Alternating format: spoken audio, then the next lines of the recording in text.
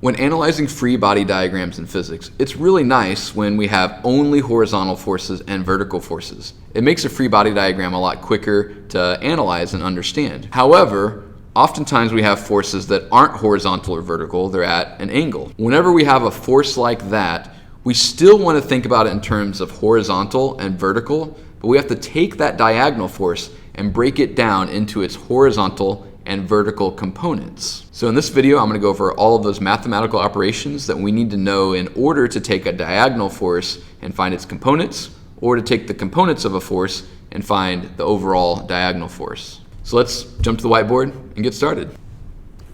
Before we get into the problem, let's write out what SOHCAHTOA represents. The first part of that, the SO, stands for sine, opposite, hypotenuse. That means sine of the angle equals the opposite side over the hypotenuse side. The ka represents that cosine is the adjacent side over the hypotenuse. And the last part, toa, represents that tangent of an angle equals the opposite side over the adjacent side. So now that we have those listed, let's work through the problem and we'll apply those to find the components of the vector shown in the diagram here. It says the disembodied hand is pulling a box with a force of 50 newtons. Calculate the horizontal and vertical components of this force. So let's start by drawing the horizontal and vertical components of the force. So this force is up and to the right at that 18-degree angle. So we're going to start by drawing a dotted line arrow from this point where it starts, and we're going to do it all the way over till we get where we're lined up with the head of the actual force vector here. So I'm going to draw that out. Notice how I ended the arrow right below where the head of this arrow ends. And then I'm going to draw the vertical component of that force. I'm going to start there, kind of like head to tail addition of vectors.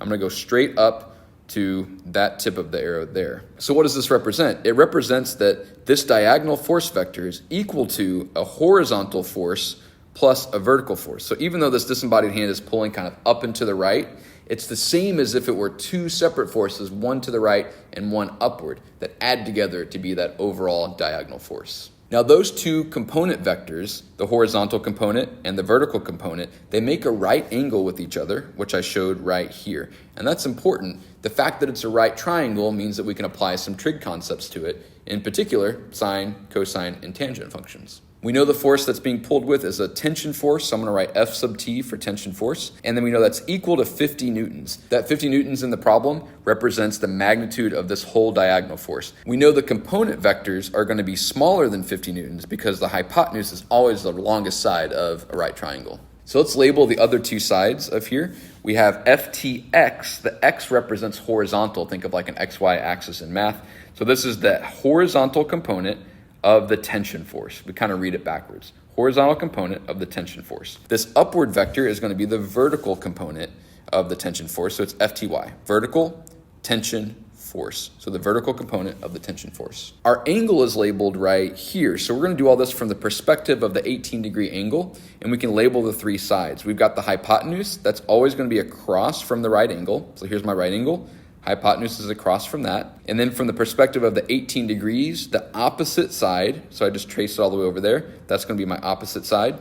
And then my adjacent just means next to. I've already labeled the hypotenuse, so the only other side that's left is the adjacent side, which is next to the 18 degrees and is not the hypotenuse. Again, find the hypotenuse first. That's always across from the right angle. Then take the angle that you're looking from, in this case the one that's labeled the 18 degrees, go opposite all the way across the triangle to find your opposite side, and then the other side that you have left is the adjacent. So that's our basic setup here. We turned this diagonal force basically into a right triangle that we can use to then solve for these two component vectors. It doesn't matter the order that we solve for ftx and fty. I'm going to start with fty though in this case.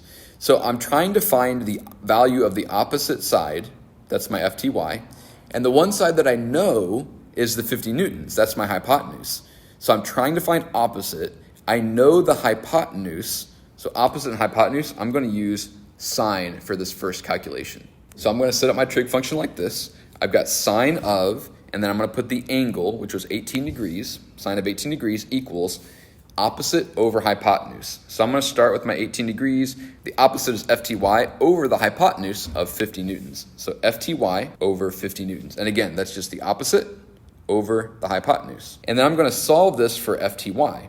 To do that, I'm going to multiply by 50 newtons on both sides. And then I would get FTY equals 50 newtons times sine of 18. Now that is in degrees. In physics, we almost always work in degrees, so make sure your calculator is in degrees. Or if you're using like a Google search bar to do this, make sure you put DEG after the 18 to represent degrees. When I put that into the calculator, I get 15.5 newtons. If you get something other than that, you probably have your calculator in radians, so make sure it's in degrees. So the vertical component of that tension force is 15.5 newtons. Now we'll do the same thing, but for the adjacent side in order to find FTX. So I'm looking for FTX, that's adjacent, and I know the hypotenuse, which was 50 newtons. So I'm looking for adjacent, I know the hypotenuse. Adjacent and hypotenuse is cosine. So that's why I know I'm going to use cosine for this. Technically, I could also use tangent if I wanted, because I do know the opposite is 15.5 newtons, but I'm going to stick with the cosine here. So cosine of my angle of 18 degrees equals adjacent, which is FTX, over the hypotenuse, which is 50 newtons.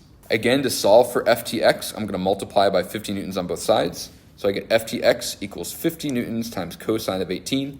Make sure I'm in degrees. When I put that into the calculator, I get 47.6 newtons. A 50 Newton force at an angle of 18 degrees is the same thing as a horizontal force of 47.6 newtons plus a vertical force of 15.5 newtons. And once I have those two values, then I can jump back to my full free body diagram and solve for any unknown forces that I'm looking for, or figure out the F-net or all those other things that we want to know about the situation that we're studying. But that's for another video. Now up next, we're going to solve for an unknown component using the Pythagorean Theorem. In this case, we'll know the two component vectors, and we're trying to find what's the magnitude of the overall diagonal vector. So the problem says the thrust force from the helicopter's blades has a horizontal component of 20 kilonewtons and a vertical component of 40 kilonewtons.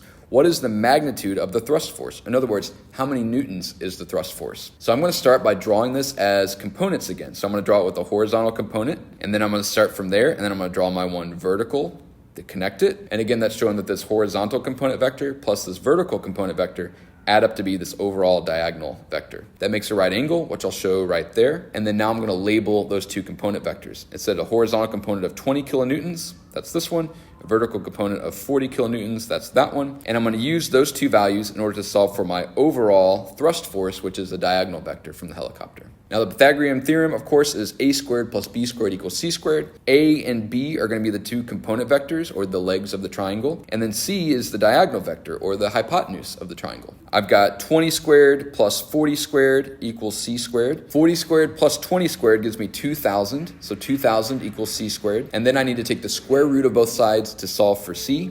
And so I get c equals square root of 2,000. And of course c, I'm going to rewrite c as force of thrust, FTH, because that's what the variable is in the context of the physics problem. And the square root of 2,000 gives me 44.7 newtons. So that was me using the Pythagorean theorem to solve for the diagonal vector when I knew the two component vectors. Now in this last one, we're going to solve for an unknown angle. So far we've been focusing on finding a component vector or the overall diagonal vector, but in this case we want to know what's the angle that it's at. I'm going to use basically the same problem again. So let's do the same setup that we had before. We also need our sine, cosine, and tangent as options. All right, so we've got sine, cosine, and tangent for quick reference. But in this case, we're solving for the angle. We'll start by setting it up the exact same way as we would if we were solving for one of the sides of the triangle. In this case, I know the opposite and I know the adjacent.